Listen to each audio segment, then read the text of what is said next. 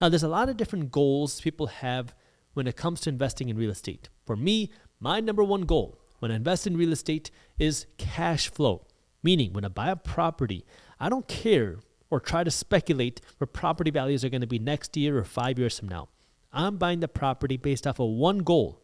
How much cash flow will this property generate this year, next year, the year after that, and the year after that? Meaning, if I have to invest $1 today, how much cash flow will this dollar pay me every single year from here on out? This is my analysis when I invest in real estate. I don't like looking at speculation, meaning how much will property values rise next year or the year after that, because it's speculation. There's no real way for me to guess or predict how high property values are going to go. That's too risky for me. Instead, I can look at what this property can generate in rent today. I can predict what the expenses are going to be, and then I can pretty accurately calculate how much my profit is going to be every single month. And based off of that, if there's enough profit, I will consider buying this real estate investment deal. Now, for me, I look for a 7% cash on cash return, meaning for every dollar that I invest, I'm looking for a 7% cash flow. If I invest $1, I want 7 cents of profit after expenses hitting my bank account every single year. If I invest $100,000, I want $7,000 worth of profit hitting my bank account each year from the cash flow alone. If property values go up, hey, that's icing on the cake. If property values fall, oh well, I'm still getting the cash flow.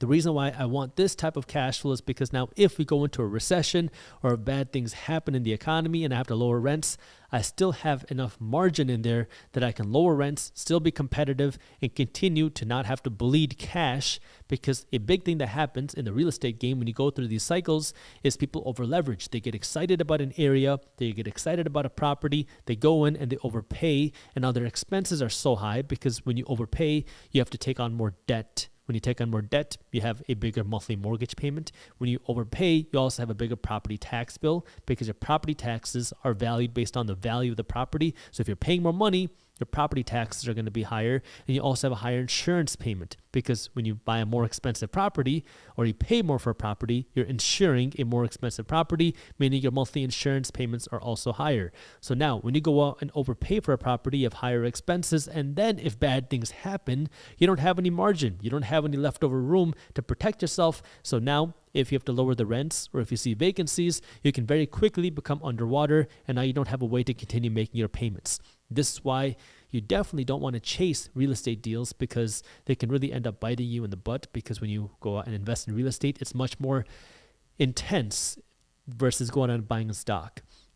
Because when you go out and invest in real estate, now you're actually managing and operating the property, because now this is under your control. When you go out and invest in Amazon, or you go out and invest in the S&P 500, you have a CEO who is managing this company. All you do was buy a piece of the ownership and a piece of the profits. When you go out and you buy in a rental property, you are the management team. Now, I don't recommend you going out and actually managing the property yourself. I don't manage any of my rental properties. I hired a property management company whose sole job is to manage the rentals. Their job is to find the right tenants. Their job is to screen the tenants. Their job is to collect the rents. Their job is to make sure that there's no issues in the property, and when there are issues, to handle and manage the repairs, to make sure that the bills are paid, and to make sure that the properties are in good condition. And this is where now, if you have a good property manager, it can make your life a whole lot easier. If you have a bad property manager, it can make your life a whole lot more stressful. And this is where now that hurdle of getting involved in real estate is difficult, because a lot of people make it seem that investing in real estate is this like amazing thing that is so simple. All you got to do is go out and buy a rental property, hand over the keys to a property manager, and now you're going to be rolling in the money.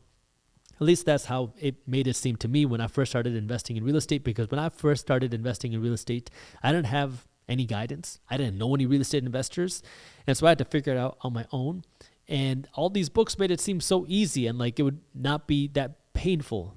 But getting started is so difficult and so time consuming, because you have to find all the right people. You have to find the right real estate agent. You have to find the right property manager. You have to find the right contractor. You have to find the right real estate agent. You have to find, the real estate attorney. You have to find the right real estate accountant. You have to find a good property inspector. You have to learn how to deal with city inspectors. There's a big learning curve. But once you get over the learning curve, You find the right people. You go through the pain, you go through the mistakes, which is a process because I've been there. Those mistakes can be expensive, they can be difficult, and they can be very stressful. But once you get through that and you figure it out, then it can be much easier and much simpler. Like when I go out and I invest in real estate today, the process is much more streamlined because I have a team of people that I know who I can work with and rely on, versus when I was first getting started, it was very difficult. The first deal is the hardest. Maybe even the first three. For me, it was the first three deals that were really the most difficult. But once I got past the first three deals, it became much more streamlined, much easier. And this is where now, if you can go through that hurdle, if you're willing to go through the process, you will be able to succeed, but you have to be willing to put in that work. And the next big question or concern that people have is the cost, because real estate investing is much more capital intensive, meaning it's going to take more money. And this is really now a matter of priorities. And what I've seen is when you prioritize investing in real estate, you will find a way to do it.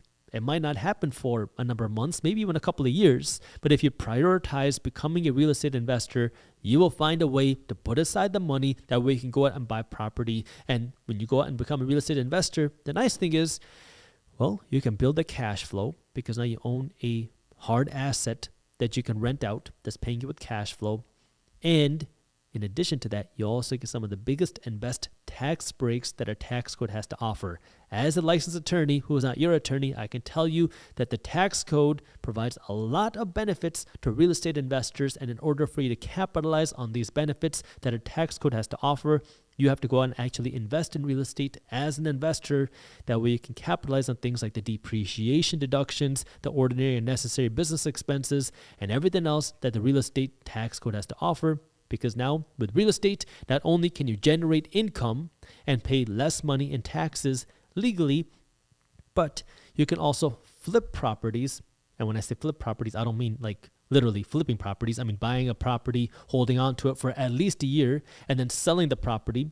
If you do that and you make a big profit, well, you can defer the taxes on that. So what I mean is if you go out and buy a $200,000 property today, and let's just assume that you hold on to this property for 5 years, and now you happen to buy this property in a great area where rents are rising, property values are rising. You bought the property for $200,000, and hypothetically, 5 years later, you sold this property for $1 million. Now you'd have a big profit, $800,000 worth of profit, which is a big taxable income.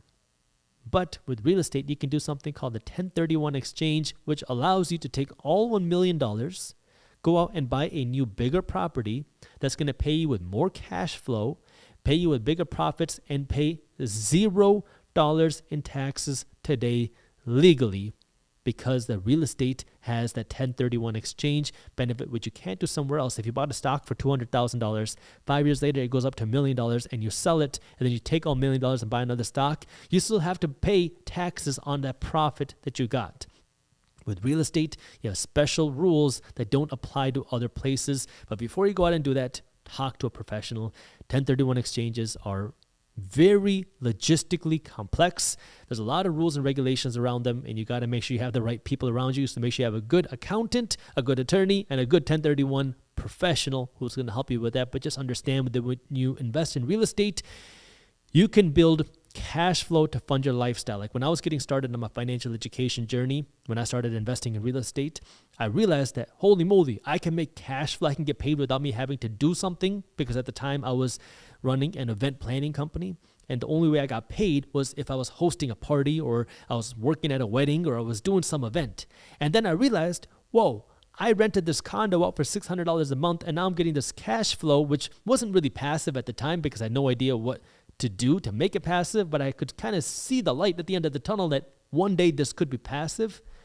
And from there, I realized the game is just stacking cash flow. If I can buy enough rental properties, then I can make enough cash flow to fund my lifestyle. If each unit can make me $300 a month, how many units do I need to be able to fund my lifestyle? Is it 10? Is it 20? Is it 100? And then just going out and figuring out how to make it happen. And that was the name of the game for me for a long time, was just buying the properties, buying the units, stacking the cash flow. That way now you have this consistent cash flow coming in that I don't have to work to earn. If you enjoyed this short clip from my longer videos, here's another clip that I think you'll love. And while you're at it, if you're interested in learning more about how to start generating passive income, our team put together an amazing guide on how to start generating passive income for free. All you gotta do is click that button right over there. Thank you for watching, and as always, keep hustling.